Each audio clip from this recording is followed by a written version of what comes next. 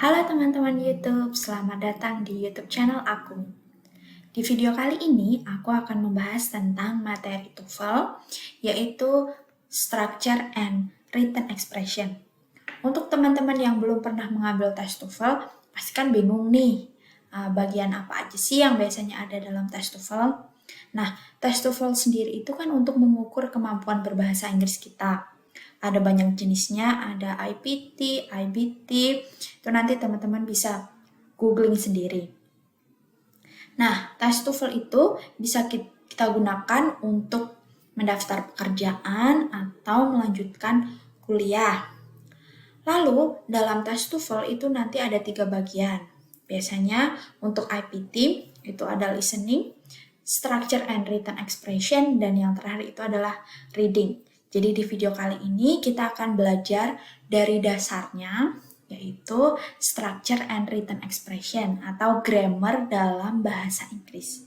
Nanti aku akan bagi videonya menjadi beberapa parts, dan di part yang pertama ini TOEFL skill 1, yaitu parts of sentence. Nah, dalam bahasa Inggris, suatu kalimat itu harus ada subject, verb, dan objek. Ini adalah kalimat basic atau kalimat simple. Simpelnya itu dalam satu kalimat itu harus ada subjek, verb, dan objek. Nah, subjek itu apa sih?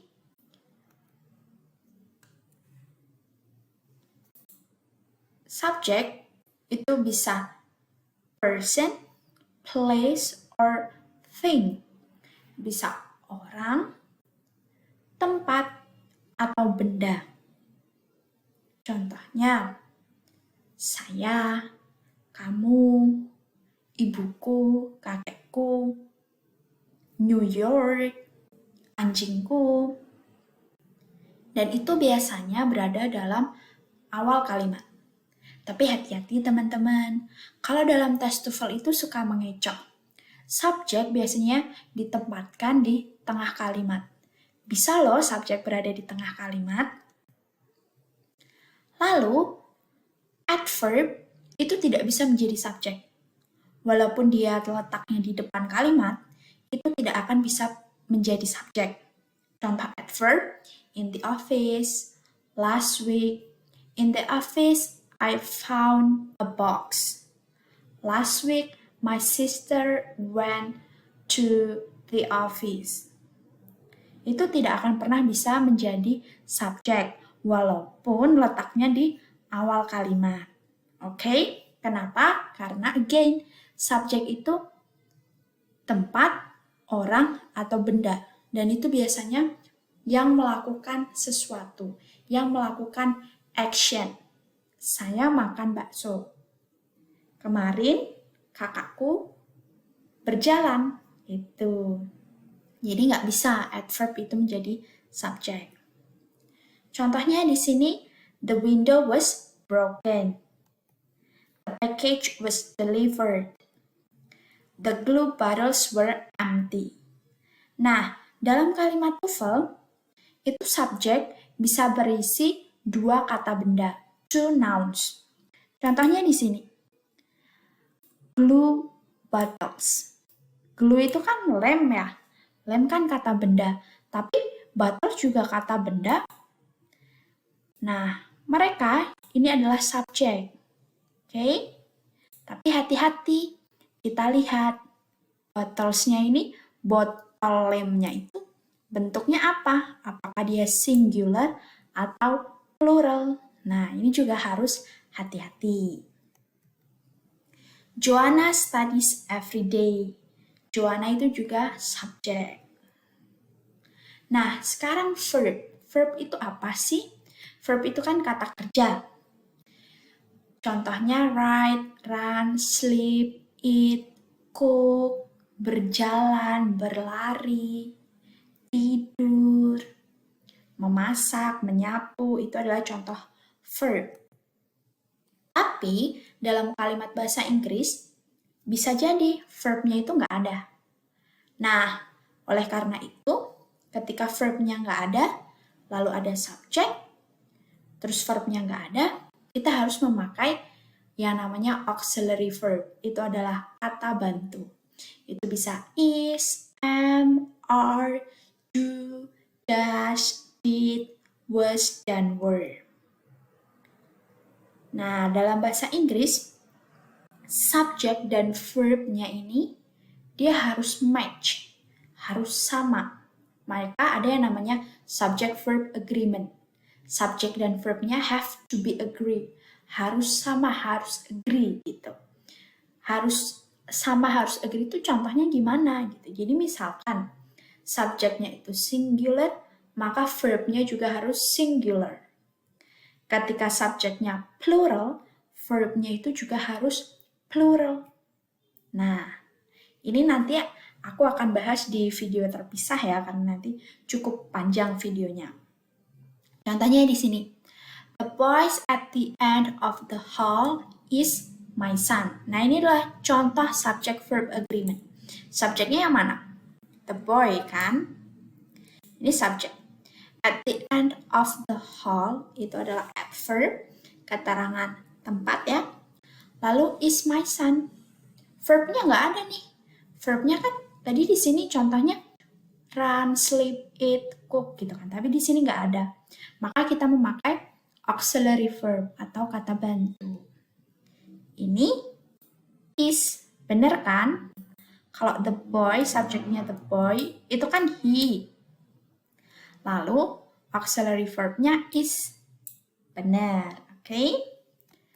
Contoh lain, the books at the bottom of the box are for sale.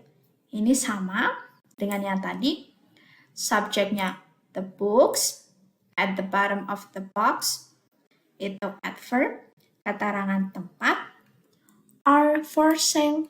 Nah, ini beda. Karena dia books, dia kan plural nih. Kalau ada kata benda, lalu belakangnya itu adalah ada tambahan s, itu 100% itu adalah plural. Banyak gitu loh, buku-buku. Karena dia banyak, maka auxiliary verb-nya itu juga harus dalam bentuk plural. Makanya di sini adalah are. Oke, nah sekarang kita coba ya ke sentence analysis. Contohnya yang pertama, Bob is coming home. Subjeknya yang Bob. Lalu di sini ada auxiliary verb, itu is. Benar nggak kalau Bob itu pasangannya is?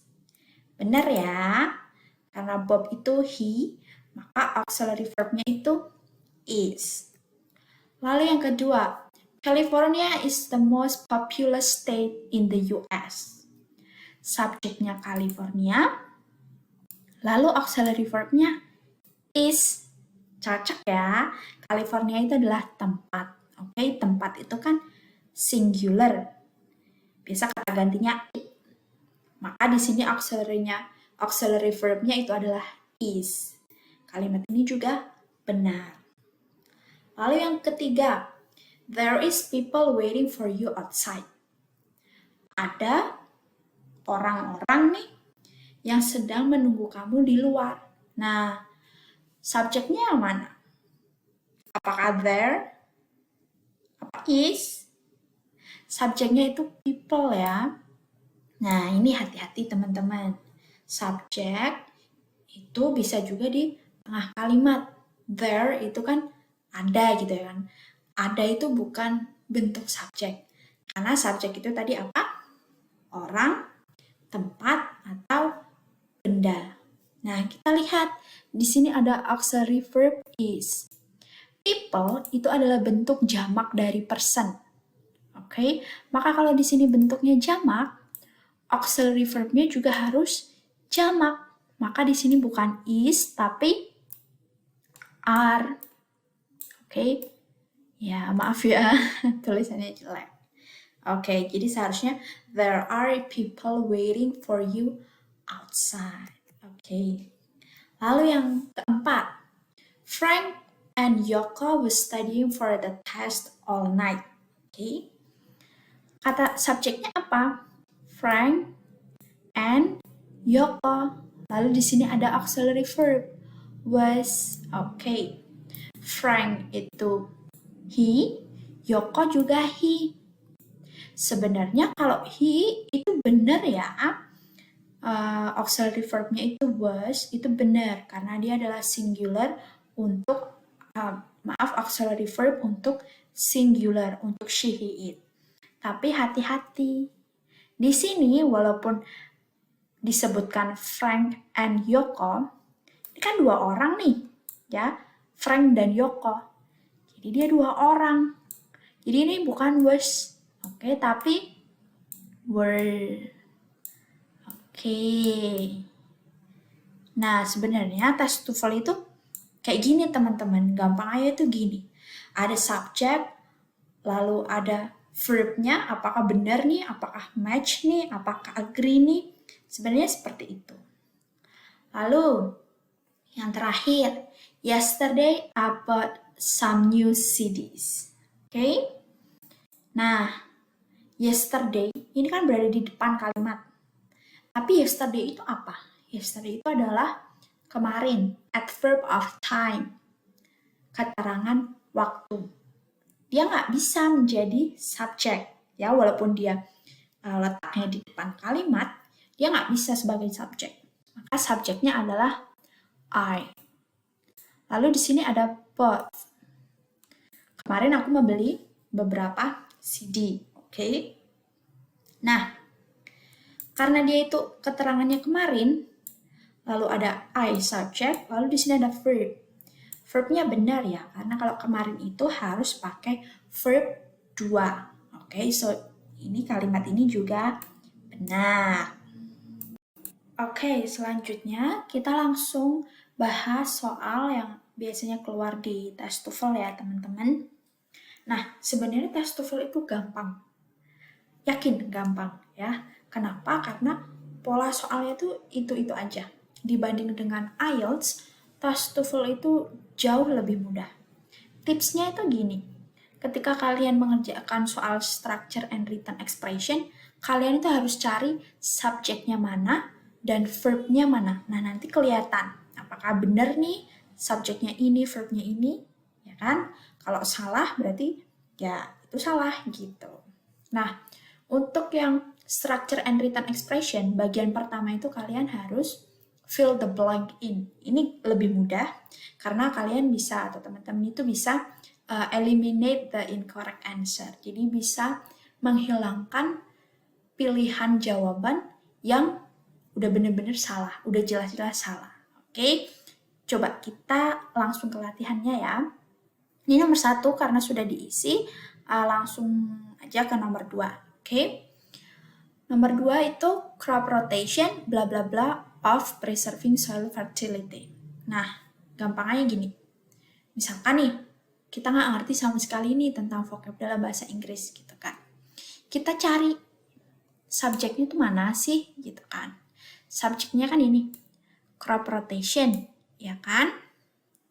Karena dia itu singular, kenapa kita bisa tahu itu singular? Karena di sini nggak ada S, teman-teman.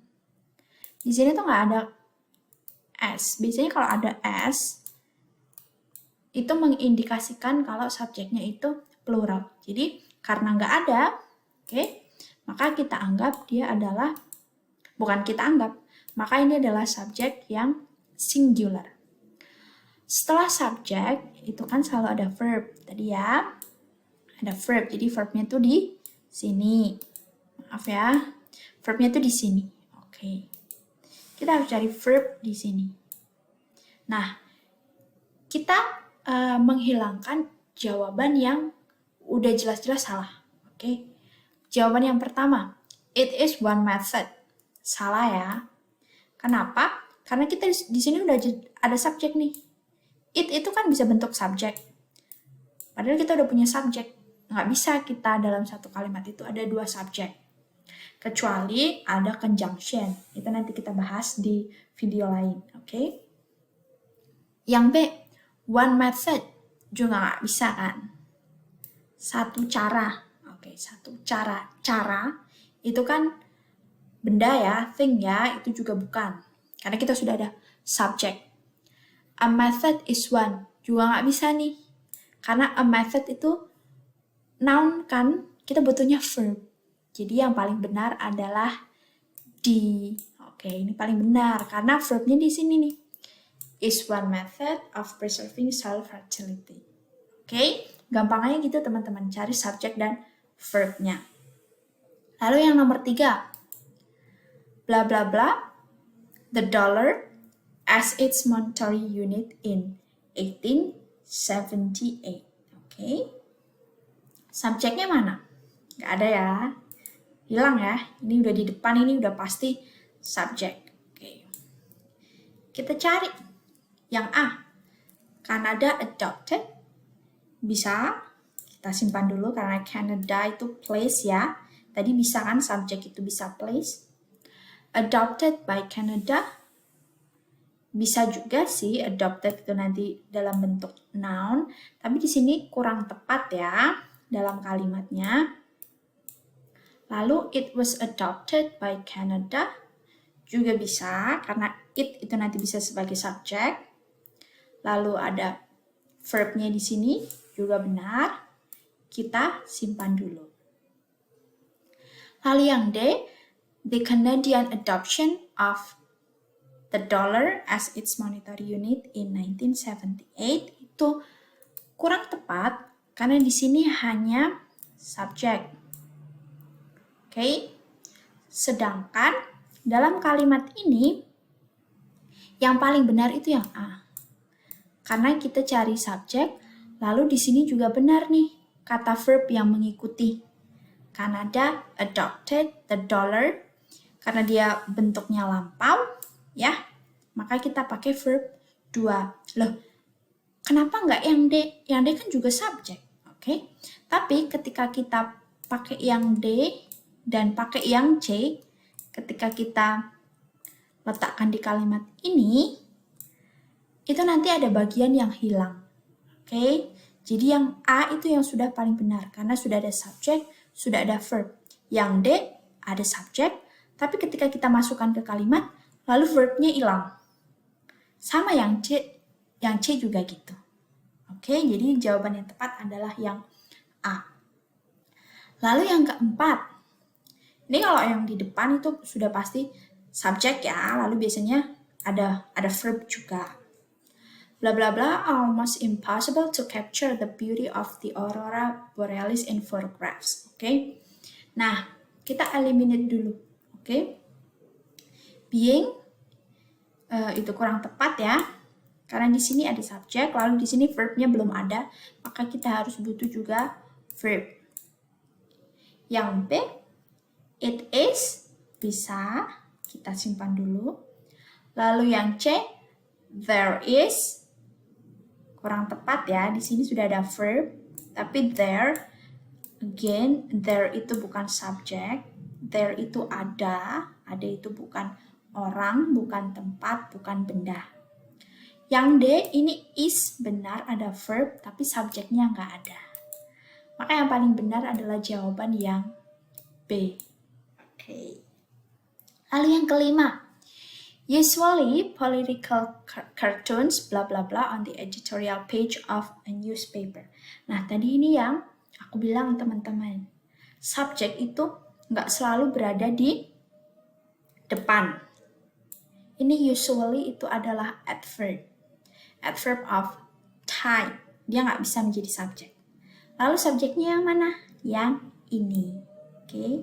Dia adalah bentuk benda, kata benda, noun, dan plural. Kenapa? Karena di sini ada S nih.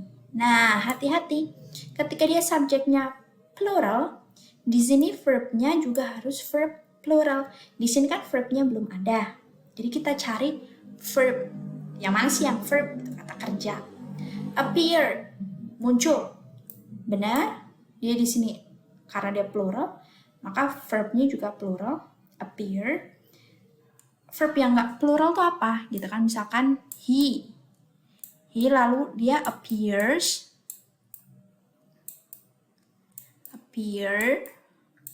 tapi di sini pakai s gitu. He appears. Ini biasanya dalam simple present tense. Tapi di sini benar nih, dia nggak ada bentuk s, dia bentuk verb 1. Oke. Whose appearance Enggak ya, di sini itu adjective clause. By appearing juga no, when they appear juga enggak. Jadi yang paling benar adalah jawaban yang A. Oke. Oke, nah sekarang yang nomor 6. Blah blah blah to major art museum, the folk and the settler. Nah, karena dia di awal kalimat ya, jadi kita pasti butuh subjek, lalu bisa juga verb. Oke. Karena di sini verbnya belum ada kan. Nah, yang A, Harvard University has. Bisa ya? Bisa. Harvard University itu subjek, lalu verbnya itu has. Dan ini match karena di sini subjeknya singular, di sini juga singular. Oke. Lalu yang B, at Harvard University. Salah ya. Tadi karena subjek itu apa? Person, place, atau benda. Nah, at Harvard University, di Universitas Harvard, kan itu juga place. Tapi di sini, kalau dalam bahasa Inggris, kalau ada at, itu biasanya dia menjadi adverb, keterangan, adverb of place. Nggak bisa kan adverb jadi subjek. Lalu yang C, Harvard University with its. Nah, di sini juga bisa nih subjek. Tapi verbnya nggak ada. Oke?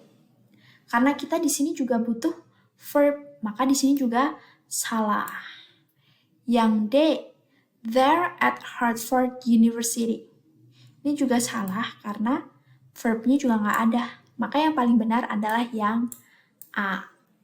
Lalu yang nomor 7, American actress and director Margaret Webster, bla bla bla, for her production of Shakespearean plays. Oke. Di sini sudah ada subjek. Oke, verbnya belum ada. Maka kita cari verb nih. Who became famous, dia bukan verb, dia adjective clause. Famous as she became, juga salah. Famous itu adjective. Lalu dia she, nggak bisa karena di sini ada orang lagi. Jadi dia plural bentuknya. Becoming famous juga no. Jadi yang paling benar adalah yang D. Oke. Lalu yang selanjutnya nomor 10 kita lewati nih itu ya. Compressed air bla bla bla, the power to drive numeric tools. Oke.